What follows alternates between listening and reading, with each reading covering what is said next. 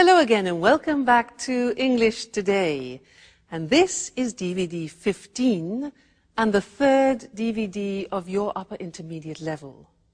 And in this DVD, we'll begin with another 2 episodes of our story, That's Life, followed by our special TV programs where we'll be talking about the option of working in retirement.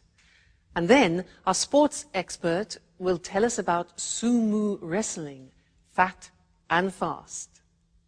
Then in the grammar section, we'll learn how to use a grammatical form called the causative have, and also how to construct the past perfect tense. All right, so happy viewing.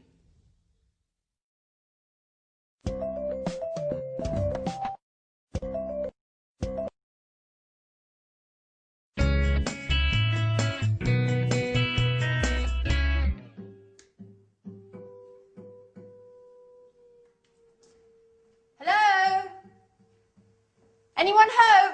Anne, it's great to see you. Hi. Oh, you look great. Oh, thank you, Paolo.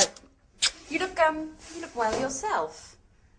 And this house is so untidy and so dusty. I know. Let's give this place a good clean. The others will be here in a minute. Let's get started straight away.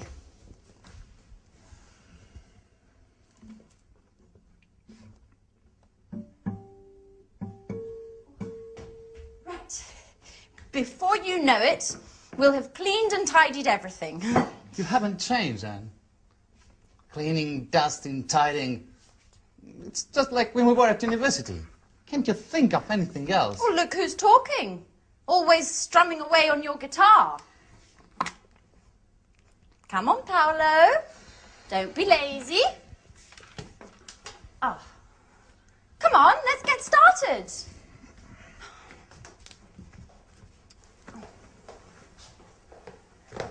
Da-da-da-da! Surprise, surprise! Oh, Michelle! Sandra! How are you? Good. Hi. Sandra. Wow. Wonderful. All together again just like the old days. Okay, guys, what shall we do? I want to have lots of fun. So do I. Come on, Michelle, let's go for a long walk all the way down to the lake. Stop where you are. Where are you two going? Come on, Paolo, pick up that brush again. And Michelle, please, can you pick up your bag and that frightful hat? Your command, Captain. Come on, Michelle, stop playing around and give us a hand. Oh. Oh, this detergent is made by Syntax, the American multinational that makes household cleaning products. I refuse to use this product. You know I hate multinationals. But it's just all detergents are made by multinationals. How are you supposed to clean a house if you refuse to use them? You guessed right. I never do any cleaning. My flatmates look after that. Oh, I see. So you arranged to have your flat cleaned. Michelle, you're just like Paolo. Look what a mess this house is in. If it weren't for us. If it weren't for you, I'd be chilled out playing my guitar. None of your forced labor. I see, we spend most of the time of this holiday cleaning. And I'm starting to wonder if this holiday may have been a mistake. Oh, come on, Paolo, stop complaining. You'll be happy to see this place all spick and span. Sandra, I've already dusted that. Oh, really? Yes. Are you sure you cleaned it properly? Because it doesn't look very clean to me. Hey, Mike! Hi! What's going on here? Are you my old college friends or workers from a cleaning company?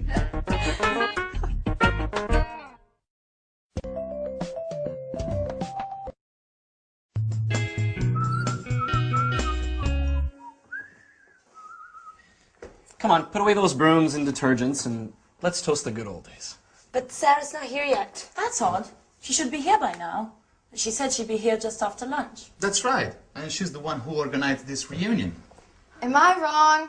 Or are you talking about me? Oh, Sarah, at last! Oh, don't get up. So, everybody ready for the toast? Yep. Well, actually, I'm really tired. I need to lie down. Oh, Sarah, don't be a spoil sport. We have been waiting for you. Come on, ladies! Wow, Anne's looking more beautiful than ever. Don't tell me you still think about her. So, I propose a toast to our college days together. Yes. And to this wonderful holiday. That's right. Cheers. Cheers.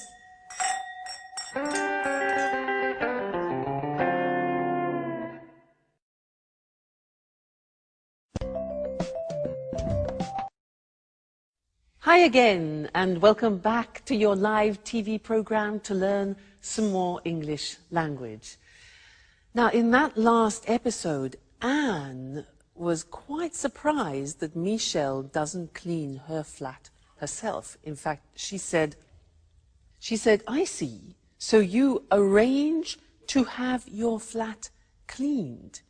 To have your flat cleaned. Now, that means that somebody else cleans the flat for Michelle. This is very interesting. Well, in fact, that's what I do too. I don't clean my flat myself.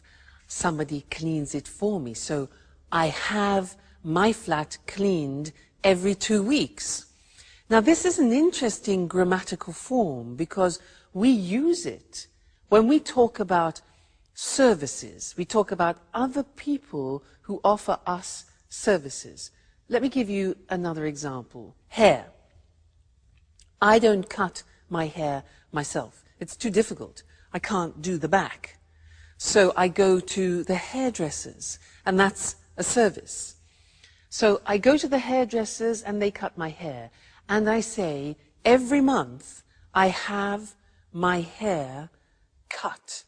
So that is a grammatical form using the verb have, which describes services. Somebody does something for you, and we can use it, for example, with the hairdresser, with the mechanic. For example, if your car breaks down, usually you go to a mechanic, with cleaners, with the dentist, things like this. So, services.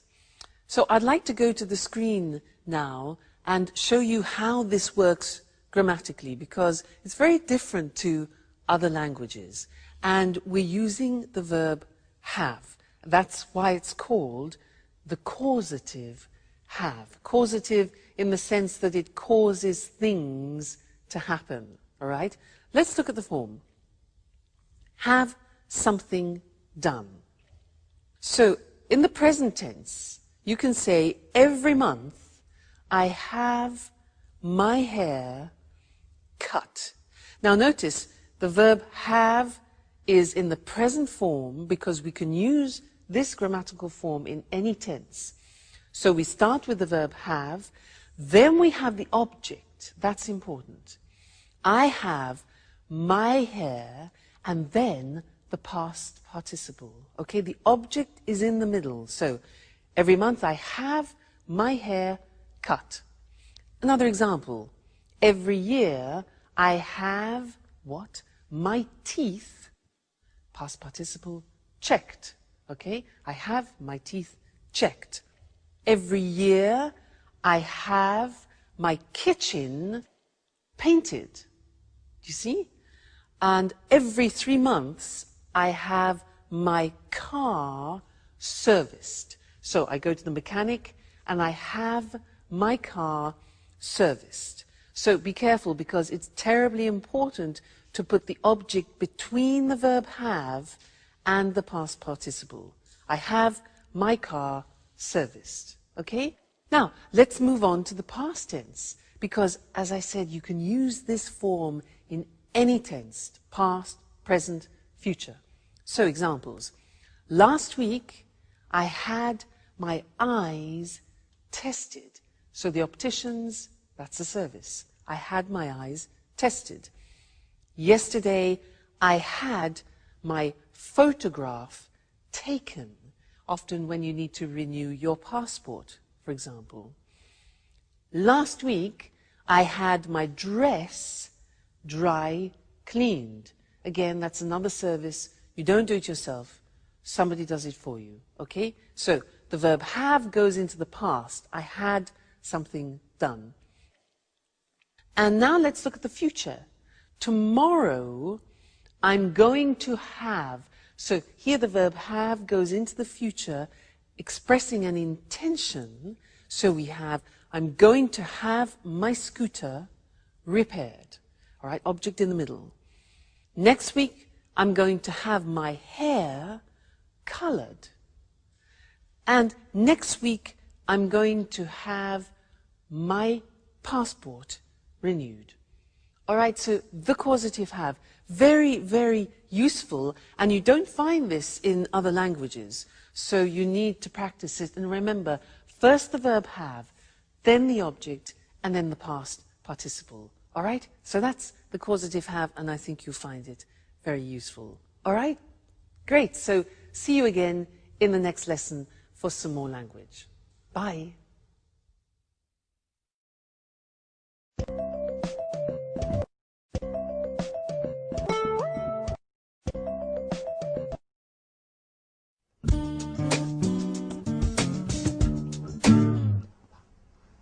Life's hard for musicians, you know, Mike. Sample recordings, auditions, the performance, but never anything serious. Always waiting for the big break. You know, Paolo, I think no one has understood your talent yet. You'll see. You'll be successful one day. I certainly hope so. I need to make money somehow. Why don't you get a job? Something, until you make it as a guitarist. What would I do? Working in a bank like you? No, that's not for me. It's not as if there are only banks to work in. There are other jobs you could do. I know, I know. I worked in a supermarket last year. What was that like? Oh, well, hiding up all the time. And the alarm clock at dawn. I did it for 3 months. Oh, no. Normal jobs are not for me. I am an artist. What are you talking about? About work. Oh, by the way, Sarah, how's your pub coming on? Just a minute, what was it called? Blue Moon? That's it. You do it on purpose, don't you? Making things worse. With that sarcastic tone of voice. You like making fun of me. You're horrible. But what did I say? What? Didn't you know? Sarah's pub burned down 2 years ago. The insurance hasn't paid. They say the fire wasn't an accident. Sarah's lost everything, including the sense of fun she used to have. Man, I really messed up. I didn't know that had happened. We spoke at Christmas, but she didn't say the pub burned down.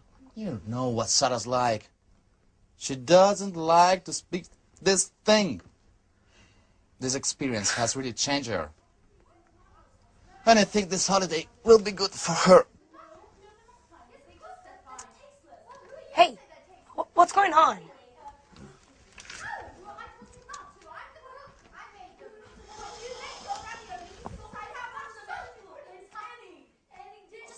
No, that's enough, Sandra. I don't think you need to add any more salt. I really think the ravioli are rather tasteless. Well, let's see what they think.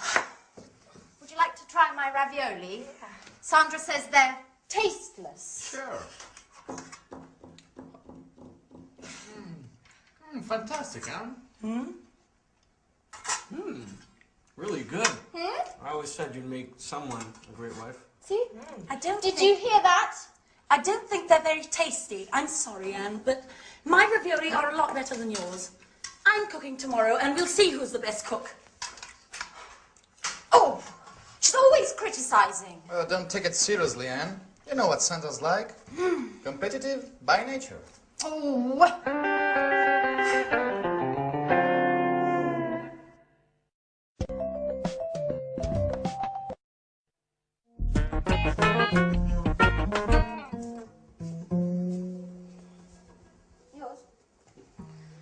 Okay, guys, let's have a chat. Tell me what you've been doing since we last met. Well, Paolo and I were talking about our work and our hopes for the future. Work. Let's talk about something a bit more interesting. Romances, passionate love story, things like that. Oh, you, for example, Anne. Have you got a boyfriend? Me? Well, why me? I've got to go to the kitchen to check on the roast. Oh, come on, Anne. Don't be shy. Answer Michelle's question. Okay. Well, there is someone. But he's not my boyfriend. What does that mean? He's my flatmate. His name's Jack. And he's going out with a friend of mine called Sharon. But I still hope I have a chance. I really do like him. And I think about him all the time. Are you in love? Maybe. Yes. Yes, I think I am. Wow. I adore passion and tormented love stories. I've really got to go now and check on the roast. It'll be burning. Michelle, can you come and give me a hand? And then come and tell the others that dinner's ready.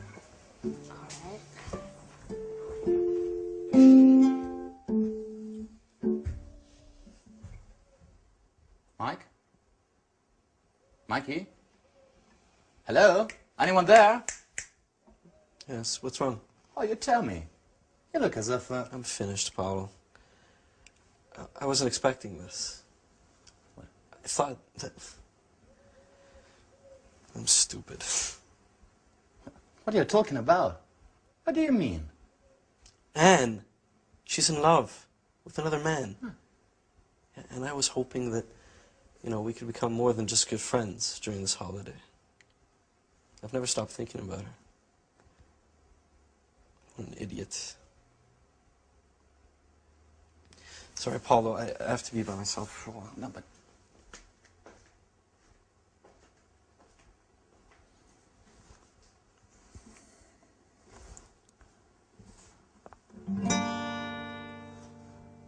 Beautiful girl with brown eyes. Oh, dusting up, dusting away. My heart sighs. My heart sighs. Oh yeah, not bad. Inspiration at last. Oh, thanks, Mike. You're a great friend.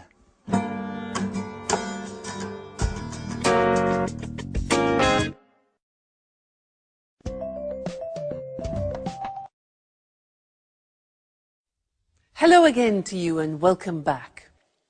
In that last episode, Sarah was in a bad mood. There's always a reason why somebody's in a bad mood, and she had a good reason. Do you remember what happened? Yeah? I'll read it to you so you do remember, because it's useful for us. It introduces a new grammatical form which I want to teach you. Paolo said, when she arrived, the place had burnt down. Now, can you imagine Sarah goes to her pub and it's burnt? So he says, when she arrived, the place had burnt down. Now, this had burnt down is what I want to teach you. It's the past perfect. Let me give you another example, because we use it when you have two actions. One action happens after the other. Let me show you. For example, I write a message and then I send it. Okay?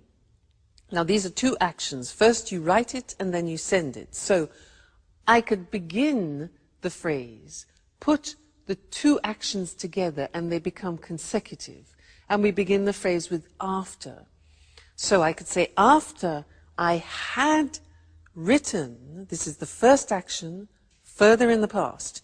After I had written the message, dung, I sent it. The second phrase is in the simple past. So this is what I'd like to look at with you on the screen now, the past perfect, for two actions which happen at different times in the past. Now, if you look at the examples, the first one is, after I had checked my change, I left the shop. All right? So, first, I check my change. Have I got enough change? Is it correct? And then I leave the shop. You put them together, and the first action goes further back in the past. Now, you can see how it's formed. We have the auxiliary have in the past, not in the present. And that takes everything further back. So, after I had checked is the past participle, my change, I left, simple past, the shop. Okay? So then we get the idea that one action is further in the past. Another example. I read the contract, then I sign it. It becomes, when I had read the contract, I signed it. All right? So past, perfect. This is important for you because we also use it in the third conditional, which we will be studying. Okay? Another example. You get in your car, you fasten your seatbelt, you drive off. All right? So, after I had fastened, past participle, my seatbelt, I drove off. And one more example. When I had tried the shoes on, I bought them. So I try them on, I buy them. When I had tried the shoes on, I bought them. A few more, they'll help you. You'll get the hang of it. After I had checked my ticket, I went to the airport. So first I check my ticket, then I go to the airport. And the last one, I read the instructions. I have a new machine, so I read the instructions, and then I turn it on. So after I had read the instructions, I turned the machine on. All right, so that is a new tense. It's called the past perfect, and it's formed by putting the auxiliary have in the past tense, followed by the past participle. And this is actually very similar in many other languages. So I don't think it's going to cause any particular problems for you. All right? And we'll look at that again in the conditional form, conditional number 3. Great. So have fun and take care. Bye.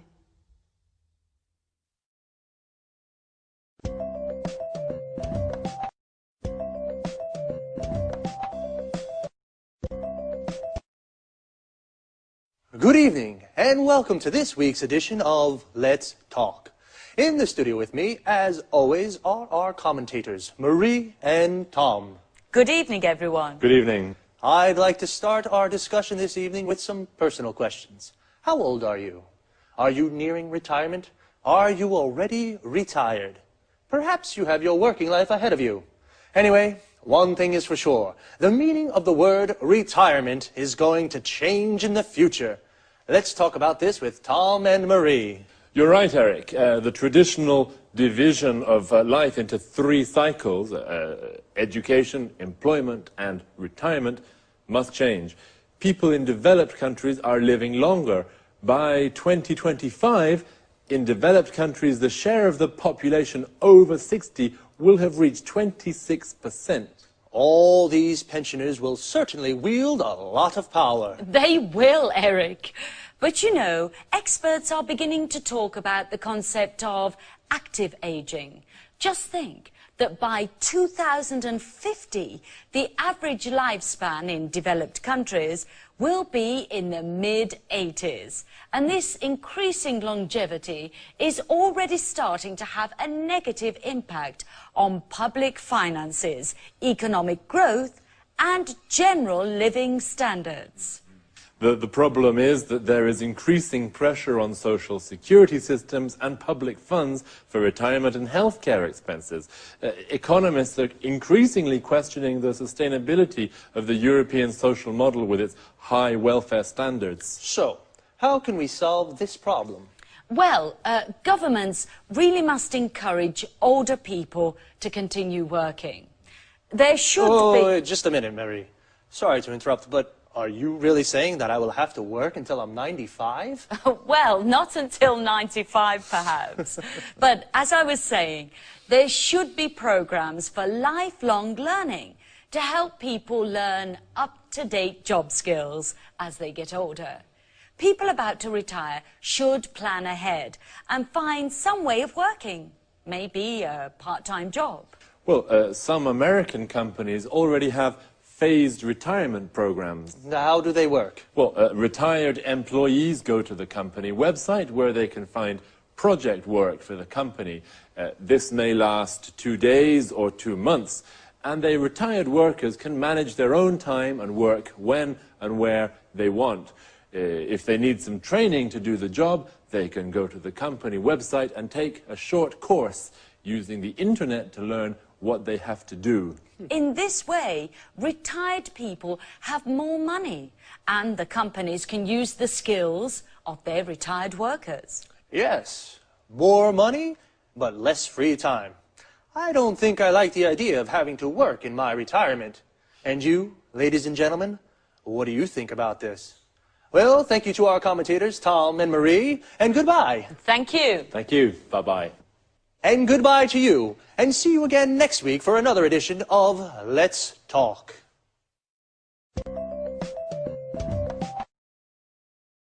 Well, today's discussion was about how retirement will change. Retirement is when people stop working. The retirement age in European countries is around 60. We say a person retires. To retire means to stop working. And a person who is retired is a person who has stopped working. They are called pensioners.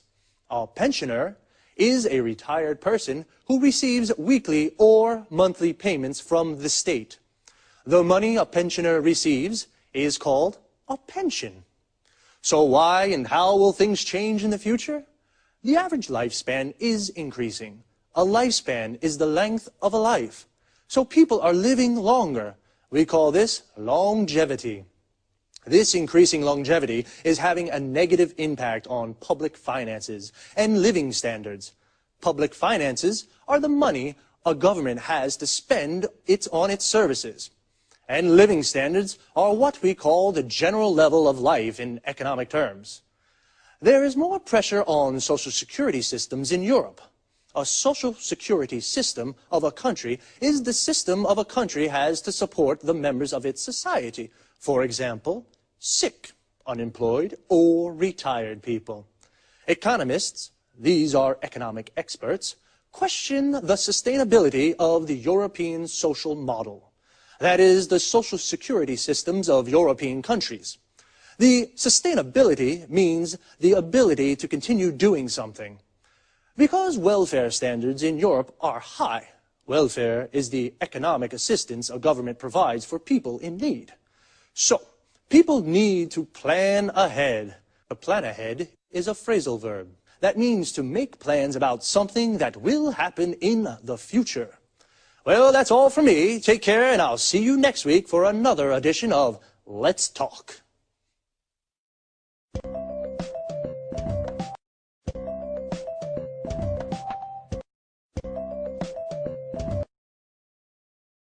Good afternoon, and welcome to this week's edition of Sports Special. With me in the studio is John Forbes, our sports expert. Hello, Eric, and good afternoon to all our sports fans. Well, John, which sports are you going to talk about today? I'd like to talk about sumo. Interesting. I must say I know something about the martial arts, karate and judo, but sumo? I know almost nothing. Those enormous guys, their unusual hairstyles, their colorful and rather unusual clothes. So, please tell us more. Well, Eric, you know sumo is a martial art too, and it's Japan's traditional national sport. In fact, it's one of the world's oldest sports. It was first mentioned in a Japanese book more than 1,000 years ago, but experts believe it might be much older. Really? More than 1,000 years old? Yes, and you know there are also ancient wall paintings showing the sport. Archaeologists think prehistoric man may have done sumo as a form of prayer to the gods for a good harvest. I think most people in the West watch these enormous wrestlers without appreciating these ancient traditions. That's right, Eric. Sumo isn't just a sport. It's more a way of life, and it's played an important role in Japan's cultural and religious history. In Japan, successful sumo wrestlers are looked up to as role models and heroes by many people. How does a sumo match work? Two men meet in a ring that is about 4.5 meters across. The aim of the game is to force your opponent out of the ring or make a part of his body, apart from the soles of his feet, touch the floor. A bout can last just a few seconds or as long as 3 minutes. Sumo wrestlers are very big, but they can move very quickly. Do you think I could be a sumo wrestler? Well, if you put on 100 kilos, maybe yes. Sumo wrestlers start their training when they're young boys. If they show promise, they go to live in a traditional Japanese house called a sumo stable. The young boys train a lot and look after the older wrestlers. They prepare their food and clean their rooms for them. Everyone in the sumo stable eats a lot. They eat lots of noodles, rice, fish and chicken. The traditional dish is called chankanobe, and it's made with fish, meat and vegetables. The wrestlers eat this with lots of rice and they drink lots of beer too. Then they go to sleep. So, that's how they put on so much weight. Yes, the secret is to eat a lot and then sleep. This helps the wrestlers put on weight. And the wrestlers' hairstyles, where do they come from? A good question, Eric. There are lots of different ranks for sumo wrestlers. The best wrestlers are in the top rank. The style of a wrestler's hair depends on his rank. All the hairstyles come from samurai traditions. Samurai were traditional soldiers in Japan. Interesting. I guess it's difficult for a sumo wrestler to find a girlfriend? Actually, it's not that difficult, Eric. Successful wrestlers usually go out with beautiful models or pop singers. Where can you see tournaments in Japan? There are 6 grand sumo tournaments called basho every year. They take place during odd-numbered months like March or July. The basho take place in Tokyo and Osaka, Nagoya and Fukuoka. Thanks, John, for a fascinating explanation of these rather mystifying sport. We found out a lot about sumo. Thanks, John. Goodbye. And goodbye to all our sports fans. See you next week for another edition of Sports Special. So, today we found out about a martial art called sumo. A martial art is an art of self-defense without using weapons, just your body. To find out about something means to learn new information. We found out that in Japan, sumo is more than just a sport, it's a way of life. People look up to sumo wrestlers. They are heroes. To look up to someone means to respect and admire them. A sumo wrestler is a man who practices sumo. Sumo wrestlers are very fat, and they have particular hairstyles. We found out that their hairstyle depends on their rank. Notice how we say depends on something. A rank is a position on a scale. The best wrestlers are in the top rank. And I was surprised to find out that sumo wrestlers go out with beautiful girls. To go out with someone means to have a romantic relationship with someone. What about you, ladies? Would you go out with a sumo wrestler? And you guys, would you put on 100 kilos to become a sumo wrestler?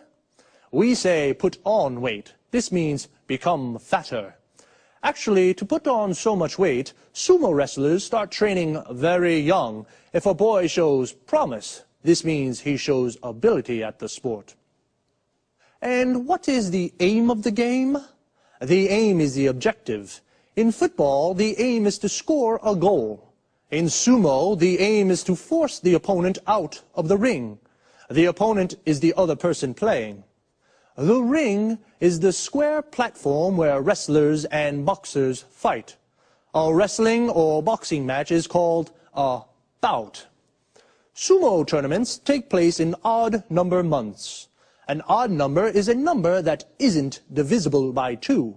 For example, 1, 3, 5, 7. 2, 4, 6, 8 are even numbers. An even number can be divided by 2. I have to leave you now, but see you here next week for another edition of Sports Special.